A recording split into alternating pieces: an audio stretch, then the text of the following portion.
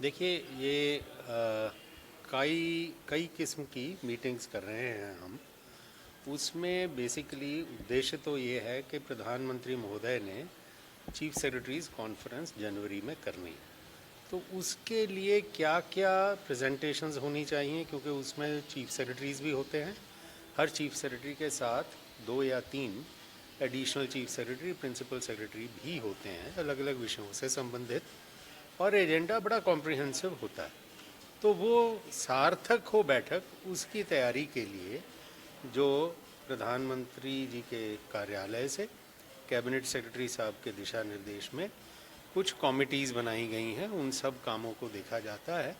तो उसी श्रृंखला में आज बैठक हुई थी एमएसएमई सेक्टर पर एक, और ये सिर्फ पहली बैठक नहीं थी, इससे पहले भी एक बैठक हुई जिसमें सभी स्टेट्स शामिल हुई और वर्चुअली हुई एक मीटिंग। उसके अलावा सबसे इन्फॉर्मेशन इकट्ठी की गई है टेम्पलेट बनाकर, और उसी के बारे में पूरी चेष्टा है सभी स्टेट्स को कंसल्ट करके अलग अलग दायित्व दिए गए हैं, वो टारगेटेड अप्रोच है, उसके मुताबिक तैयारी की जा रही है। एमएसएमई के हिसाब से हरियाणा सर कहाँ खड़ा है? आप लोगों की नीतियाँ, जब से आपने भी कुर्सी संभाली है, जो की रिस्पॉन्सिबिलिटी है, उसके बाद कई चेंजेस आए हैं।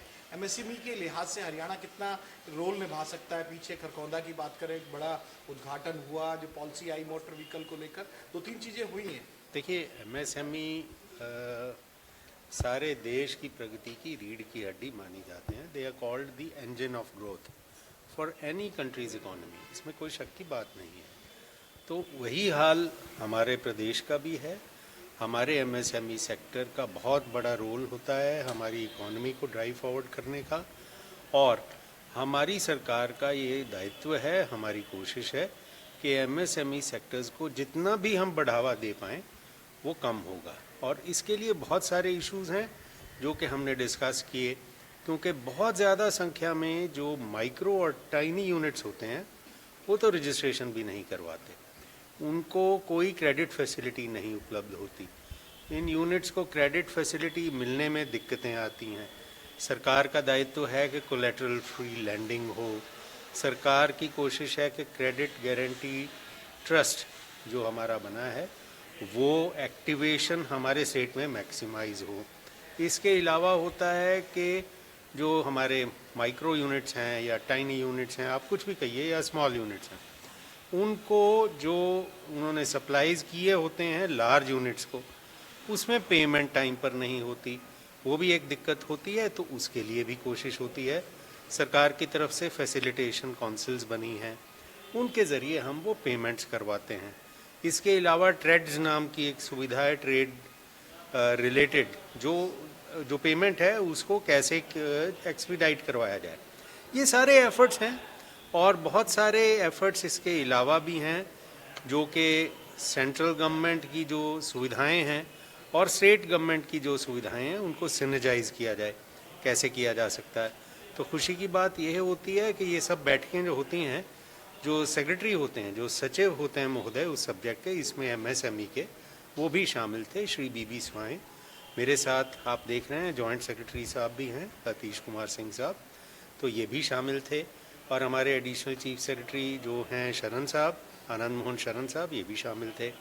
और आज 15 स्टेट्स के यहाँ पर प्रिंसिपल सेक्रेटरीज वगैरह आए थे। इसके अलावा भारत सरकार के जो अलग अलग उपक्रम हैं, जिनमें सिडबी नीति के भी अधिकारी थे, अलग अलग जगह से, सब जगह लोगों ने किया। हमारे जो प्राइवेट भी एंटरप्राइजेज हैं उनको प्रमोट करने की जो संस्थाएं हैं, उनकी तरफ से भी हमने एक सक्सेस स्टोरी की आज बातचीत की है। सर, आप लोगों ने फिनेंशियल इंक्लूजन का बात किया यहाँ पर, तो क्या सेल्फ हेल्प ग्रुप के लिए कुछ सोचा? क्योंकि महिलाएं बहुत इन्वॉल्व देखिए हैं इसमें, और थोड़ा ये सा ना, में रोल प्ले करेगा। देखिए ये जो शब्द होता है, ये जो फ्रेज है सेल्फ हेल्प ग्रुप, ये हमें समझने की आवश्यकता है कि जो माइक्रो एंड स्मॉल एंटरप्राइजेज हैं उनमें तो आते हैं, माइक्रो में आएंगे, अवश्य आएंगे, लेकिन जहां आप सेल्फ हेल्प ग्रुप सिर्फ बात करेंगे और सिर्फ महिलाओं का करोगे तो वो एक तरह से वो मिनिस्ट्री अलग हो जाती है, सब्जेक्ट अलग है।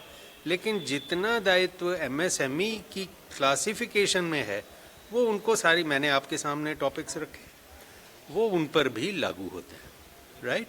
सो it is an all encompassing sector जिसमें सभी को क्या बेहतरी हो सकती है उसमें सेल्फ हेल्प ग्रुप्स भी आएंगे, उनको भी सुविधा मिल रही है।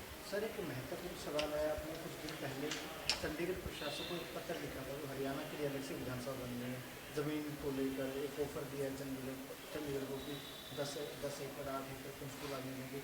वो फिलहाल जो अदला बदली है ज़मीनों की, ज़मीन लेने की ट्रांसफ़र हुई है, वो कहाँ तक फिलहाल क्या स्थिति है? मेरे ख्याल में ये सारी चीज़ पब्लिक डोमेन में है और जो फैसला लिया है हरियाणा सरकार ने आपको मालूम है, और आपको पता ही है कि माननीय केंद्रीय गृह मंत्री महोदय ने जयपुर में क्या कहा था, आपको मालूम है। अब आप जानते ही हैं कि हमने 10 एकड़ के लिए सरकार के निर्णय के मुताबिक ये प्रस्ताव भेजा है यूनियन टेरिटरी के प्रशासक महोदय को कि वो ज़मीन ये अलॉट करे, उसके बदले में पंचकूला की हम उसी कीमत की उनको ज़मीन अलॉट कर देंगे। वो उसको जैसे भी डिस्पोज ऑफ करना चाहें करें, ताकि जो मोनेटाइजेशन है उसकी, जो पैसे हैं उसके, वो हरियाणा सरकार को ना देने पड़े, वो अपने आप उसको इस्तेमाल कर सकते हैं। नहीं, अभी तो गई है चिट्ठी जी, आपने अखबारें पढ़ी होंगी, मेरे से ज़्यादा आप जानते हैं। आज के समाचार पत्रों में चंडीगढ़ के खबर है कि उनके जो एडमिनिस्ट्रेटर साहब के एडवाइज़र हैं, जो कि शीर्षस्थ अधिकारी हैं वहाँ के, उन्होंने बैठक ली कल, अलग अलग महकमों को बुलाया कि इसमें क्या है, इसके कंटेंट को एग्जामिन करें। जब होगा तो पहले हमें वही बताएंगे जी, हमें पता लग जाएगा, आपको भी पता लग जाएगा। एक आखिरी सवाल ले लेते हैं सर, करप्शन को लेके जो कमेटी सॉरी होली कॉम्प्लेक्स बनाया जा रहा है माता मनसा देवी में, कल बैठक जी, माननीय मुख्यमंत्री महोदय जी की बैठक थी और वो फैसला हुआ है। जल्दी ही उसके बारे में अब लोकल बॉडीज़ की जो नोटिफिकेशन होगी आप सबके सामने होगी। सर एक सवाल था, काफ़ी दिन पुराना था जब, लेकिन आप लोगों की जो कमेटी बनी थी करप्शन को लेके, सीधा आप उसको हेड कर रहे थे, उसकी जानकारी क्या है कि जिला स्तर पर भी कहीं ना कहीं बनाना था, उसका सर अपडेट किसी और सेकंड स्टेप तक पहुंचे सरकार? High level committee against corruption बनाई है मुख्यमंत्री जी ने, जो कि चीफ सेक्रेटरी की अध्यक्षता में है। उसमें एडवोकेट जनरल भी हैं हमारे, director general of police, additional chief secretary home इत्यादि।